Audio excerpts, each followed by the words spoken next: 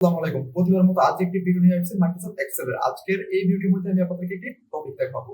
তার জন্য অবশ্যই আপনারা এই ভিডিওটি দেখবেন, তাহলে আপনারা শিখতে পারবেন। আজকে এই ভিডিওর মধ্যে যে টপিকটা আমি আপনাদের দেখাবো সেই টপিকটা হলো আপনারা কিভাবে পার্সেন্টেজ বের করবেন। দেখুন, যখন আপনারা মাইক্রোসফট এক্সেল এ কাজ করার সময় অবশ্যই আপনাকে পার্সেন্টেজ বের করতে হয়। তখন আপনারা কিভাবে সহজেই পার্সেন্টেজ বের করবেন।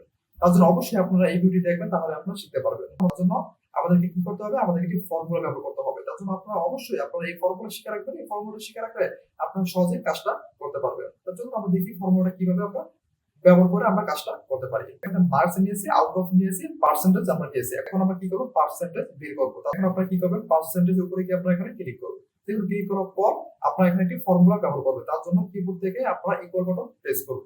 দেখুন, আমরা এখানে ইকুয়াল বাটন প্রেস করেছি। ইকুয়াল বাটন প্রেস করার পর মার্কস এর উপরে গিয়ে আপনারা এখানে ক্লিক করুন। দেখুন, আমরা ক্লিক করেছি। ক্লিক করার পর কিবোর্ড থেকে বাক চিহ্ন ব্যবহার করুন। আপনার কিবোর্ড থেকে বাক চিহ্ন ব্যবহার করুন। দেখুন, এটা হলো বাক চিহ্ন। আপনারা কি করবেন? কিবোর্ড থেকে বাক চিহ্ন ব্যবহার করবেন। তারপর আপনারা দেখুন, এখানে আছে আউট অফ এর উপরে গিয়ে আপনারা এখানে ক্লিক করুন। ক্লিক করার পর কিবোর্ড থেকে গুণ চিহ্ন বাটন প্রেস করুন। দেখুন, আমরা গুণ চিহ্ন বাটন প্রেস করেছি। প্রেস করার পর এখানে পার্সেন্টেজ বের করব। তার জন্য এখানে 100 দেন। দেখুন, আমরা কিবোর্ড থেকে এখানে 100 দিয়েছি। তারপর আপনারা কিবোর্ড থেকে এন্টার বাটন প্রেস করুন।